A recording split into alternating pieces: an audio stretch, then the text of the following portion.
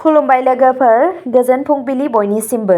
नोंथांमोनखौ dear Brahma चेनेलाव आरो फिन खेबसेबाव बयखौबो बरायनाय जाबाय। आं दिनै नोंथांमोननि सिगाङाव आरोबाव माखासे गोदान खौरां लानानै फैबावलायबाय। आसा खालामो नोंथांमोनहा खौरांखौ खोनासंनानै मोजां मोनगोन।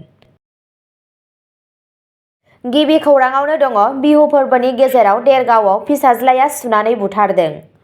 बिहुनि फोरबोआरि आबहावानि पुलिसआ जाथाय आरो बेनि थासारिनि सोमोन्दै आरोबाव गुवारै मिथिनो थाखाय नायबिजिरनाय जागायदों। जायगानि सुबुंफोरा फोरमायदोंमोन दि नखराव जौजों सोमोन्दो थानाय दाङाबाजिया गले-गले जाबाय थायोमोन, नाथाय दुखुनांथाव नांलाय-खमलायनि जाहोन जायो। नैथि खौराङाव दङ नारंगी मिलिटारि स्टेशनाव हाथियार रौनिया हान्जानि बैसोगोरा सान फालिदों। 14 जानुवारि खालि नारंगी मिलिटारि स्टेशनाव बारग' रौनियाफोरनि साहस, रादाय होनाय आरो निस्वार्थ सिबिथायनि उनमोनथायखौ मान होनानै रौनिया हान्जानि बारग' रौनियाफोरनि सानखौ जोबोद गोसो गुदुंजों फालिनाय जादोंमोन। बे हाबाफारियाव एयार मार्शेल अन्जन गगৈ, मेजर जेनेरेल जे.पि. प्रसाद, मेजर जेनेरेल कमल पाठक आरो रायज' सैनिक बर्ड आसामनि सामलायगिरि ब्रिगेडियार पला चौधुरीजों लोगोसे गुबुन आजिरा मोननाय मावख'गिरिफोर, जुनियर कमिसन्ड मावख'गिरिफोर आरो गुबुन रेंकफोरजों लोगोसे गोबां मुंदांखा बारग' रौनियाफोरा बाहागो लादोंमोन। फालिथायनि समाव major general R D. Sharma, general officer कमान्डिंआ रोंग'थि गोनां सुबुं समाजखौ हेफाजाब होनो थाखाय 50 लेङाइ ओनसोलजों लाजानाय गुबुन-गुबुन हाबाफारिफोर आरो हाबाफारिफोरनि सायाव मोनसे आपडेट होदोंमोन।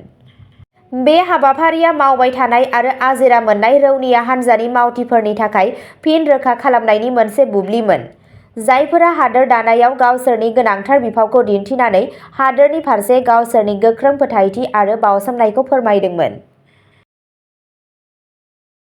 थामथि खौराङाव दङ आसामाव 9 कौटि रांनि हेर'इन जब्द, 4 हमजाबाय।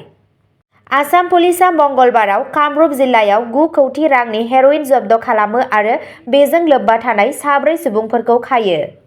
मोनसे स्रोत सुलुंनि बिथाजों सं दाननानै उफ्रा एस.पि. कल्याण फाथकनि दैदेननायाव स्पेसियेल टास्क फर्स (एसटिएफ) आ आमिनगाव ओनसोलाव गंसे गारिखौ हमनो हायो।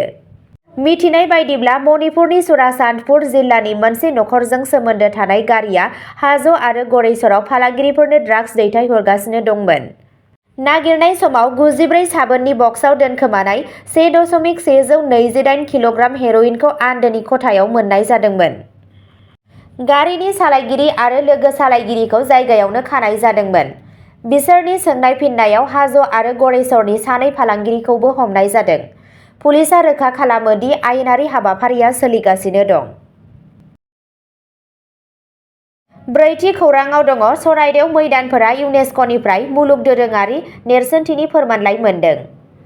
खौरां बिजोंनिफ्राय मिथिनो मोननाय बायदिब्ला चराइदेव मैदाना इउनेस्क'नि वर्ल्ड हेरिटेज टेग। आसामनि हारिमु मन्थ्रि बिमल बराया पेरिसाव चराइदेव मैदाननि थाखाय इउनेस्क'नि वर्ल्ड हेरिटेज सार्टिफिकेट मोनदों। बे सनमान आरजिनो हानाय सा-सानजा भारतनि गिबिसिन हारिमुआरि थावनि।